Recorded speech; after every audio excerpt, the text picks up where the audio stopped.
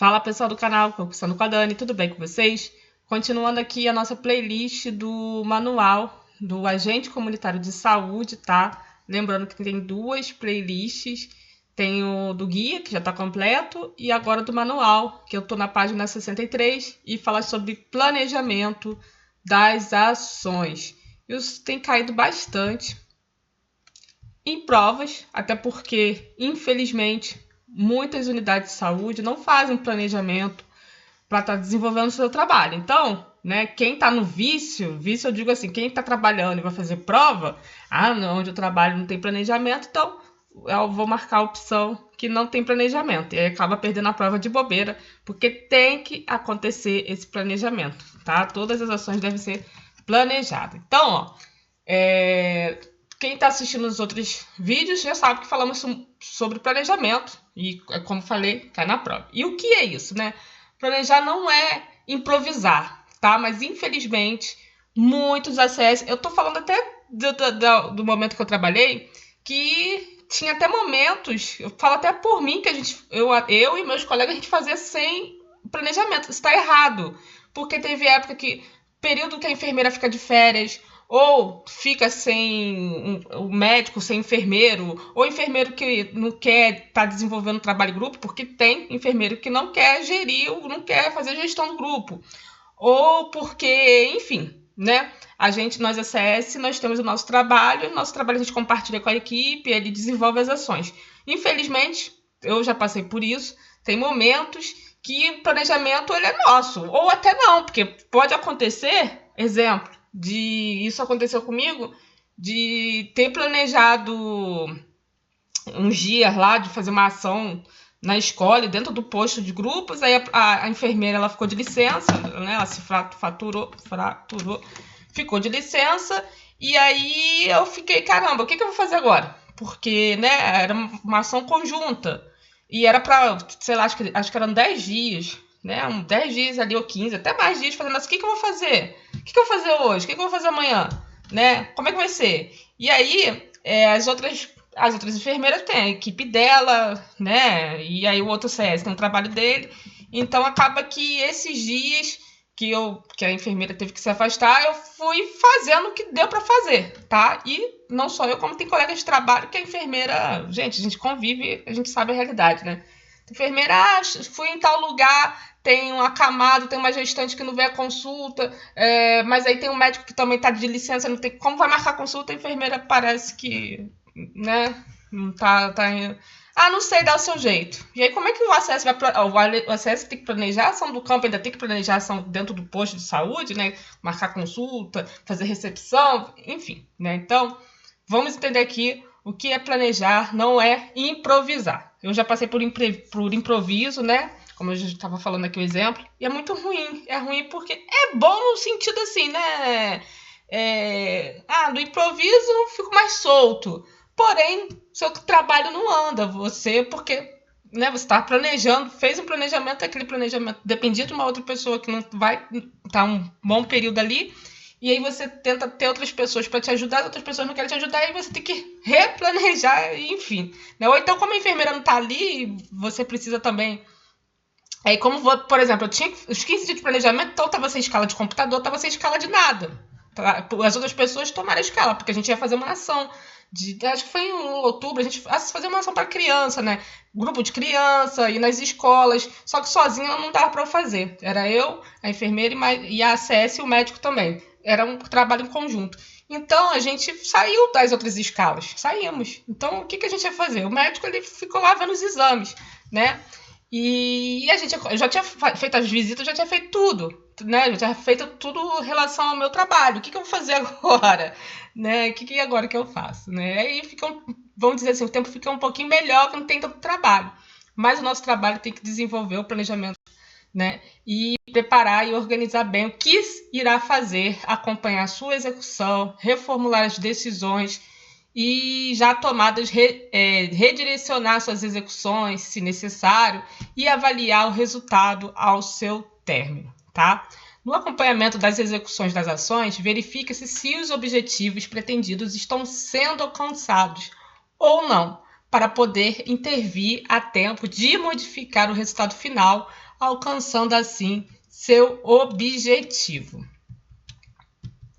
Quanto mais complexo for o problema, maior é a necessidade de planejar as ações para garantir melhores resultados. Existem várias formas de fazer planejamento. O centralizado é aquele que não garante a participação social e normalmente não reflete as reais necessidades da população. Já no planejamento participativo, garante-se a participação da população junto à equipe de saúde, discutindo seus problemas e encontrando soluções. A população participa na tomada de decisão, assumindo as responsabilidades que lhe cabem. As respostas aos problemas identificados devem ser explicitadas a partir das análises e reflexão entre técnicos e população sobre a realidade concreta, seus problemas, suas necessidades e interesse na área da saúde. De modo geral, o planejamento é um instrumento de gestão que visa promover o desenvolvimento institucional, objetivando melhorar a qualidade e efetividade do trabalho desenvolvido. No que se refere às ações de saúde, o planejamento participativo é o mais adequado, na medida que envolve diversos atores participantes, permitindo realizar um diagnóstico mais fidedigno da realidade local. A partir daí, torna-se mais fácil uma atuação mais adequada voltada para a melhoria das condições de saúde, como comprometimento de todos com o trabalho. Planejar deve ser uma atitude permanente. Planejar bem, portanto, é condição necessária, porém não é suficiente para que as ações de saúde sejam implementadas de forma qualificada, gerando benefícios efetivos para a população em geral. Você poderá, de forma sintonizada com a equipe, planejar o seu trabalho, dando prioridade para aquelas famílias que necessitam ser acompanhadas com maior frequência. Portanto, as famílias em riscos e as que pertencem ao grupo prioritário precisam ser acompanhadas mais de perto. Esse diagnóstico é um ponto de partida para você e sua equipe organizarem o calendário de visitas domiciliares e demandas e demais atividades. Um dos princípios do planejamento participativo é a flexibilidade que permite a reformulação das ações planejadas durante sua execução. Etapas do planejamento. O planejamento pressupõe passos, momentos ou etapas básicas estabelecidos em uma ordem lógica. De forma geral, segue-se as seguintes etapas, né? Aí estou lendo aqui essa parte rapidinho para dizer: planejar, executar, acompanhar, monitorar e avaliar são igualmente etapas essenciais para o bom resultado. Então, no diagnóstico, é a primeira etapa do planejamento para quem busca conhecer as características socioeconômicas, culturais e epidemiológicas, entre outras. As fontes de dados podem ser fichas, bem como as anotações próprias, relatórios, livros de atas, aplicações de questionários, entrevista, dramatização, outras fontes à disposição. O diagnóstico se compõe de 3 momentos específicos: levantamento, análise e reflexão de dados e priorização das necessidades. Vou ler aqui também rapidinho, que diz que o diagnóstico vai mostrar também a importância e o valor do seu trabalho, porque ele vai descrever como está a situação de saúde antes e como ficou depois de algum tempo que você iniciou a sua atuação, o que você conseguiu e o que está difícil de melhorar e etc. O diagnóstico da comunidade nada mais é do que uma leitura da realidade local. É o momento da identificação dos problemas, suas causas e consequências e principais características da comunidade. É o momento em que também se buscam explicações para os problemas identificados. Plano de ação. Nesse momento, a equipe de saúde, grupos e população interessadas define, entre outros problemas identificados, aqueles que são passíveis de intervenção e que contribuem para a melhoria da saúde da comunidade.